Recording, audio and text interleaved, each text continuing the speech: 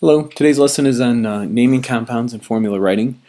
In this lesson what I'm going to talk about is nomenclature, and nomenclature is the word that we use for naming compounds. So it's a systematic way of naming naming things. You might have heard this in biology, but again we use it in chemistry to systematically name compounds. Okay, so before this, compounds had some strange names, and they didn't have any commonality between them all, and there were getting to be too many of them, and scientists had to sit down and memorize all these different names. So what they decided to do was come up with a system for naming compounds, and that way we would have a more accurate way of talking about the same things. So we're going to talk about our binary ionic compounds, which means that we have two atoms in our system or in our compound. So two atoms are going to be in our compounds. It's going to be ionic, which means that we're going to have a metal and a non-metal.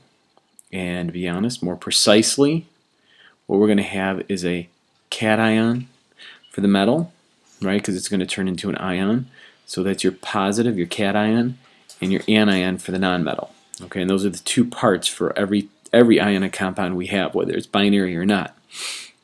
And then obviously this is the compound. Okay, so remember what we're doing here is we're going to take something like sodium, which is not a compound. Let's say we have sodium solid, just a chunk of sodium solid substance. Okay, it's a solid, and we're going to react that with chlorine, and chlorine's a gas. I'm not going to put the little 2 down here. I know I'm supposed to, but I'm going to hold off, and I'll talk more about what that 2 is later. But what I'm going to have is chlorine gas. Right, and chlorine gas has got that greenish kind of hue to it, so let's make it a little bit green. Okay, so that's our chlorine gas. All right, if I react these two together, what I'm going to end up with is sodium chloride, and this is going to be a solid. And this would be table salts. This would be little tiny cubes of salt. All right, so it's back to a solid state. So what we have here is an element, and a compound. And remember, the compounds are completely different than the elements themselves. Okay, so what we're looking at here is naming and formula writing these compounds. So we're assuming that these things are already made. This has a certain number of protons and electrons. It loses an electron to become a positive sodium. So inside of this formula, what I have here, because this is an ionic compound, and how I know that is that there's a metal and a non-metal, I right away think positive sodium chloride negative, and that's what's in this compound. Even though we don't write the charges, we're not writing positive and negative in here, you have to keep in mind that whenever we have an ionic compound, two elements together, we have a metal and a non-metal, one of them is positive, one of them is negative, we have an ionic compound. So for the ionic compounds, what we're going to do is we're just going to take the name of the cation and we just call it what it is. So the cation name is just what we call it, would be sodium, and we would just add the word ion to it. What we do for the anion name is we go ahead and we change the name a little bit, and our name for the anion is going to have the IDE ending. So it goes from chlorine to chloride, and that's the chloride ion. And that's pretty important to recognize that ending there, because if I said sodium chlorine, that would be this, sodium chlorine. Sodium metal, poisonous. Chlorine gas, dangerous, will kill you. But if I say sodium chloride, then I'm talking about table salt, which is completely safe and harmless. Okay, obviously in small amounts. Large amounts can give you heart attacks and stuff. You can get hypertension and high blood pressure and stuff. But anyway, the point is that sodium and chlorine are different than sodium chloride, and that's what this is.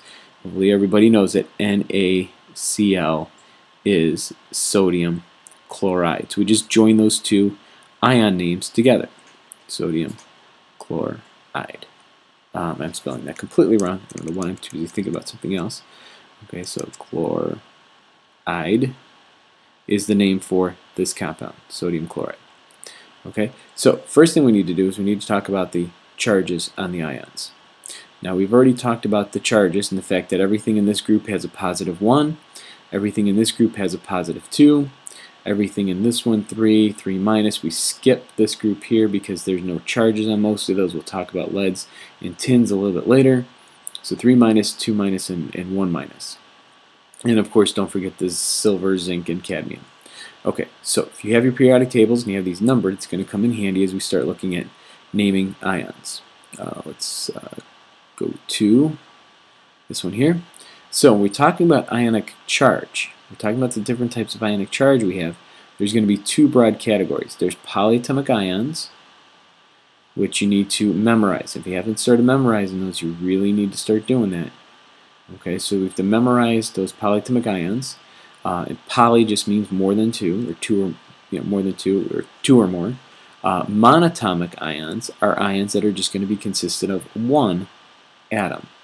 So things like sodium, calcium, 2+. Doesn't matter what the charge is, it's just a single element in the formula. Fluoride, sulfide, these are all monatomic ions.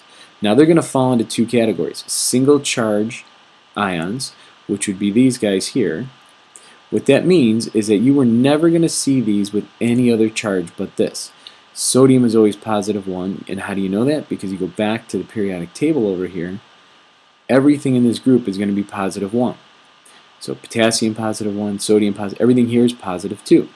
These are your single fixed charges. Fixed just means that they're singular. They're not going to change. There's no multiple charges. Now why do I have to bring that up? Because when we look at the multiple charged ions, what we're going to do is we're going to have different types of charges. We can have iron 2+, we can have iron 3+. So what happens in these transition elements, these elements in the middle here, they can actually have multiple charges. So our irons, our cobalts, there's more than one charge for cobalt. There's more than one charge for nickel. There's more than one charge for chromium. Those are referred to as your multiple charged ions. Now you don't have to memorize them, so don't freak out. There's no memorization of these. I'm going to show you how you can figure out what that charge is. So how do you know if you're dealing with a nickel 2+ or a nickel 3+? Or are you dealing with a copper 1+ or a copper 2+? Because they can have different charges based on their electron arrangements. Alright, so before we get into those, let's just quickly recap what we got here. Alright, so if I'm looking at writing compound names and formulas, all I need to do is two things. One, I need to get this to work. Let's say that I have iron, not iron, it's multiple charge. Let's say magnesium. Magnesium bromide. Okay, so if I'm going to name magnesium bromide, what I'm going to do is I'm going to find the name, or write the symbol, and then write the charges. So therefore I'm going to put a minus here, 2+ here. How do I know that? Go back to my periodic table. Magnesium's here, bromine or bromide is going to be here. Okay, so -1 charge. Alright, so now that I've established that, all I need to do now is I have to balance the charges. So I have to make sure that these two are balanced when they form, because ionic compounds have to be neutral. So therefore, to do that, I need to have at least 2 bromide charges, don't I?